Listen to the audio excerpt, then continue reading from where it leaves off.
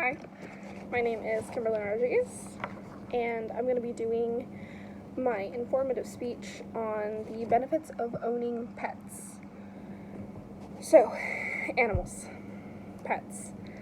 I think everyone in this room has owned a pet, or at least knows somebody who's owned a pet. I actually live in the country, and my high school was filled with people who owned land and farms. It was very common to meet people who owned goats, horses, pigs, chickens, you name it. I know the campus dorms don't necessarily let you own any animals, but I'm sure there's still a lot of students who own cats and dogs, or even smaller animals like mice or reptiles. Today I want to inform you on why owning animals can be beneficial.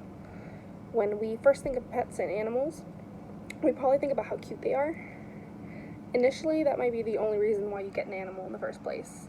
They're cute, some are fluffy, some are funny, and honestly, they just make you plain happy, right?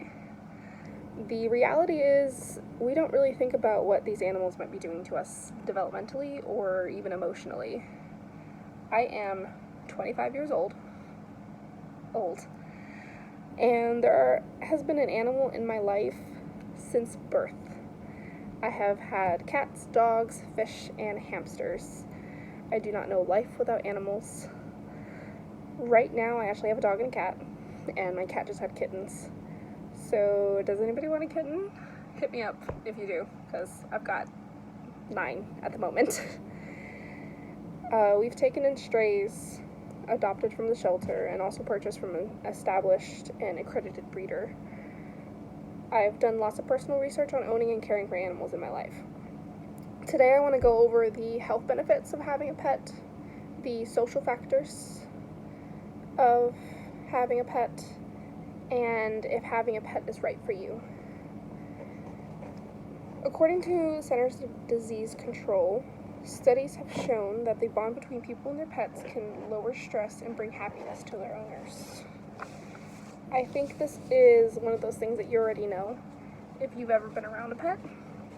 This is one of the reasons animals are used as support to treat depression and anxiety. Therapy animals are also used to provide kids with learning disorders with companionship and support according to animalfriends.co.uk. I am not refilming this. Errors and all are going in.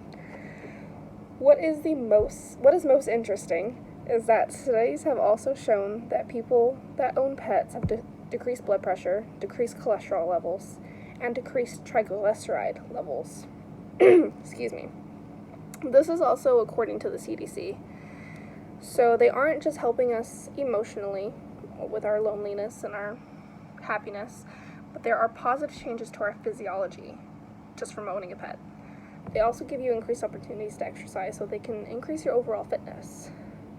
So speaking of increased opportunities to exercise, this means having an animal is giving you opportunities to go outside and socialize.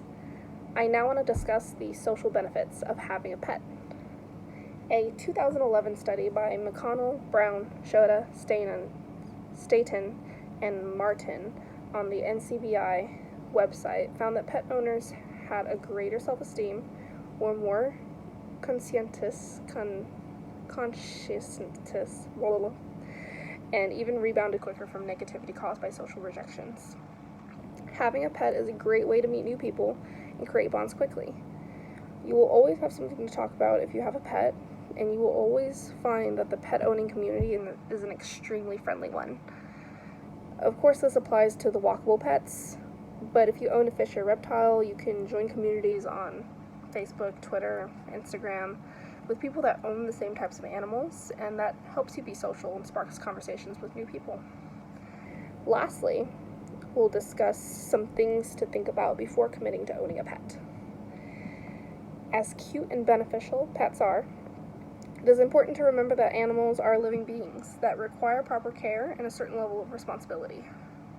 It is important to do research about the specific needs of the animal you are interested in and think about whether this animal is a good fit for you and your family. Some questions to think about according to cdc.gov is thinking about how long the pet will live, what does it eat, how much exercise does the pet need, and how large will it become? You also need to consider if you have enough time to properly care for and clean up after the pet, or do you have enough money for veterinary care? These are important questions that you need to answer before committing to care for an animal. They can become expensive and require a lot of time. So,